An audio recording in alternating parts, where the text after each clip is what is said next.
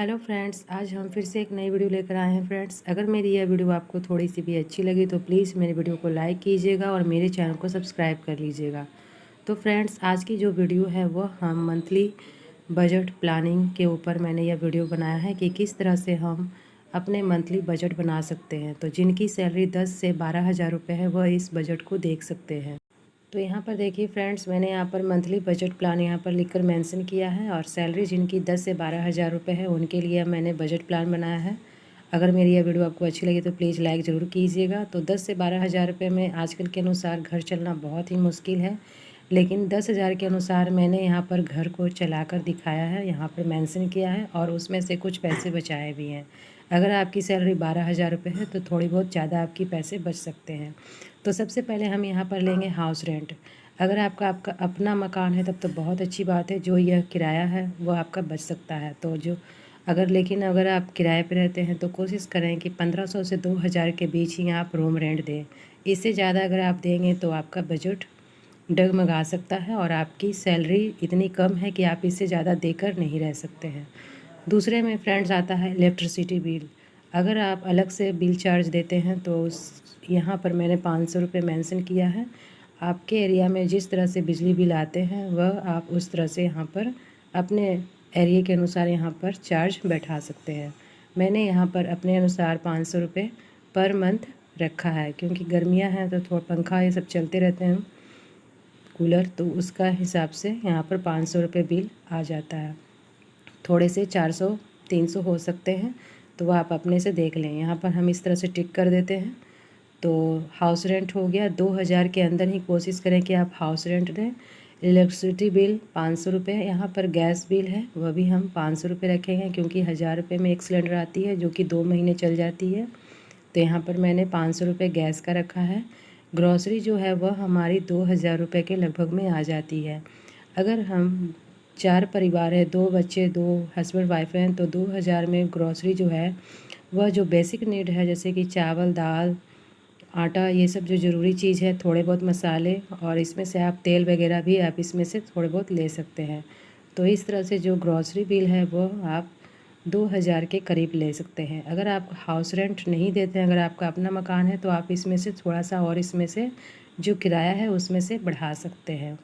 वह आप इसके अनुसार मैनेज कर सकते हैं अगर आप अपने घर में रहते हैं तो इस तरह से यहाँ पर मैंने 2000 ग्रॉसरी बिल रखा है। उसके बाद आ जाता है हमारा वेजिटेबल और फ्रूट्स, दोनों को मैंने यहाँ पर प्लस किया है। दोनों को अगर हम इस तरह से लेकर चलते हैं तो 800 रुपये के हम इसमें फ्रूट्स और वेजिटेबल्स का लगाएंगे, क्योंकि फ्रेंड्स जब हम 10,000 हमारी सैलरी है तो हमको उसी के अनुसार ही चलना होगा। अगर हम उससे ज़्यादा हम खर्च करेंगे तो हमारा जो सैलरी है वह मंथ तक चलना मुश्किल हो सकता है। तो इसलिए मैंने यहाँ पर 800 रुपये रखे हैं। जब सब्ज़ियाँ सस्ती होती हैं, जैसे कि शाम का टाइम होता है तो सब्ज़ियाँ सस्ती होती है, तो कोशिश करें कि आप उस समय सब्ज़ी लाने के लिए, जिससे आपके पैसे जो हैं वह अच्छे खासे बच भी सकते हैं और सस्ते सब्ज़ियाँ हमारे फ्रेश भी आ जाएंगी घर में और हमारा अच्छे से घर भी मेंटेन हो जाएगा। तो यहाँ पर मैंने फ्रूट्स और वेजिटेबल का 800 रुपये रखा है।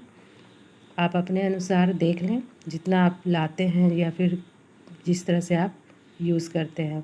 यहाँ पर फिर मैंने यहाँ पर मिल्क रखा है। अगर आप 1 लीटर मिल्क लेते हैं तो एक कोशिश करें कि एक दिन गैप कर कर आप लें, जैसे कि आज लिए फिर उसके बाद कल उसी दूध को आप चलाएं चाय वगैरह पीने के लिए। और घर में अगर बच्चा छोटा है तो आप दूध में थोड़ा बहुत बढ़ा सकते हैं। अगर हम पैकेट का दूध ख़रीदते हैं तो 50-55 का एक पैकेट आता है 1 लीटर वाला, और अगर आप किसी के यहाँ से दूध खरीद रहे हैं जो कि गाय का प्योर दूध होता है तो वह भी आप 50-60 के ख़रीद सकते हैं। तो यहाँ पर मैंने 900 रुपये दूध का रखा है।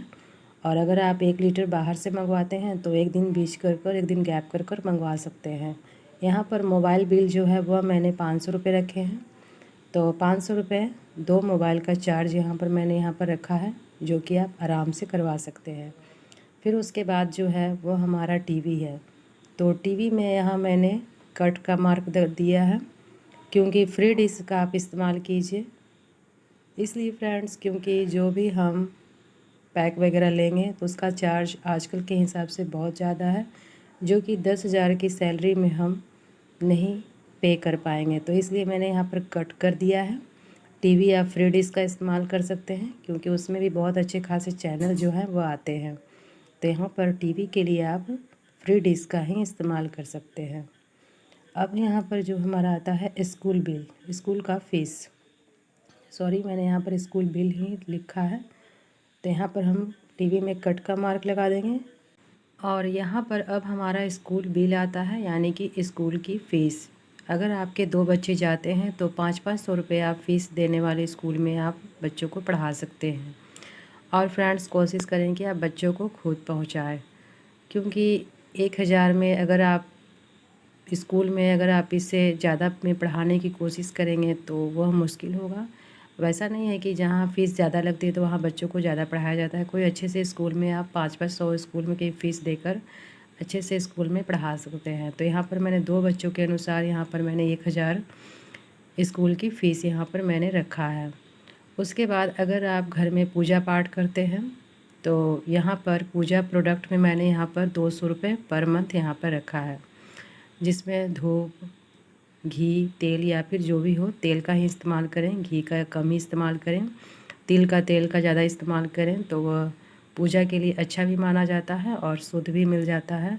घी तो आजकल मिलावट वाली ही चलती हैं। तो यहाँ पर आप पूजा के लिए 200 रुपये आप इसमें निकाल सकते हैं।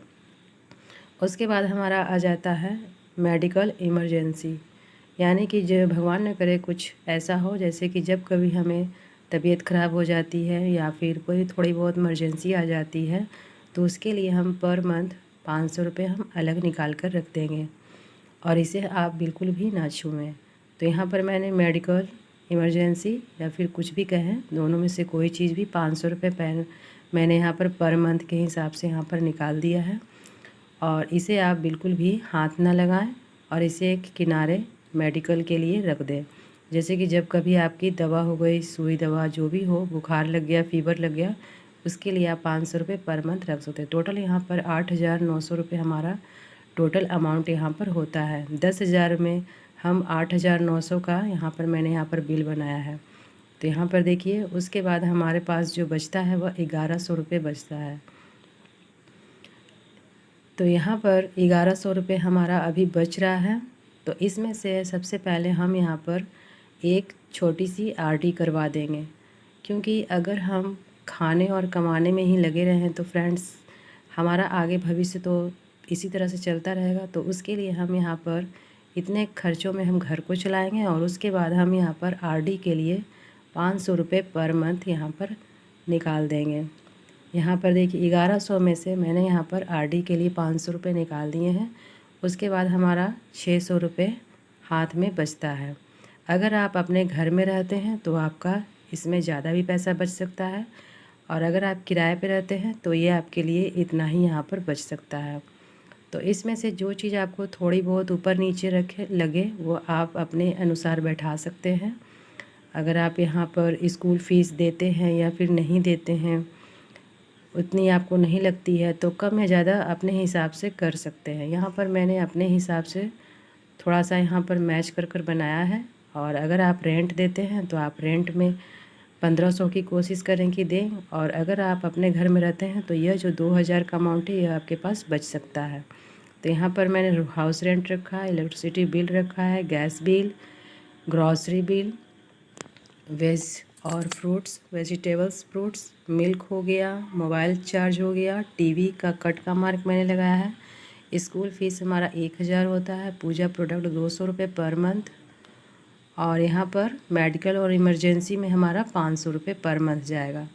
तो इस तरह से मैंने यहाँ पर चार्ट पेपर इस तरह से बनाया है। अगर मेरा यह आइडिया आपको थोड़ा सा भी अच्छा लगे तो प्लीज़ वीडियो को लाइक कीजिएगा और मेरे चैनल को सब्सक्राइब ज़रूर कर लीजिएगा। तो यहाँ पर सारे खर्चों को हम निकालने के बाद एक छोटी सी हम 500 की आरडी ज़रूर करवाएंगे, जो कि पोस्ट ऑफिस में होती है। आप कहीं भी नज़दीकी पोस्ट ऑफिस में पता कर सकते हैं और 500 की आरडी आप करवा सकते हैं। क्योंकि थोड़ा बहुत अगर हम इसी तरह से खर्च करेंगे तो उसमें से कम 10,000 में से 500 रुपये तो अपने लिए आगे भविष्य के लिए तो ज़रूर हम बचा कर रखना चाहेंगे। तो इसलिए यहाँ पर हम 1,100 रुपये में से 500 की आरडी करवा देंगे और उसके बाद हमारे हाथ में यहाँ पर 600 रुपये बचेंगे, जो कि आप अगले मंथ आपकी सैलरी जब तक ना आए उस समय तक आप इन पैसों को अच्छे से बचा कर रख सकते हैं। हाँ, अगर आप जॉब ये सब जाते हैं तो उसमें से थोड़ी बहुत अगर आपके आने जाने की थोड़ी बहुत ऑटो या सब वगैरह आप यूज़ करते हैं तो आप उसमें इस्तेमाल कर सकते हैं, लेकिन कोशिश करें कि इन पैसों को भी आप बचा कर रखें। तो फ्रेंड्स, यहाँ पर मैंने 10 से 12 हज़ार की सैलरी वाले बजट प्लान यहाँ पर मैंने बनाया है। यहाँ पर मैंने कोशिश की है कि 10,000 की सैलरी के अनुसार ही यहाँ पर हम बनाएं, और इसे आप 12,000 की अगर आपकी सैलरी है तो यहाँ पर आपके 2600 रुपये बचेंगे। अगर आप रूम रेंट देकर रहते हैं तो 2600 रुपये आप अपने हाथ में रखें जब तक आपकी सैलरी आने वाले अगले मंथ में ना आ जाए तब तक। आप उसका ऑटो वगैरह का यूज़ कर सकते हैं, लेकिन कोशिश करें कि आसपास ही आप काम वगैरह पकड़ें। तो यहाँ पर यह मेरी वीडियो आपको कैसी लगी कमेंट करके ज़रूर बताइएगा, अगर थोड़ा सा भी मेरा ये आइडिया पसंद आया तो।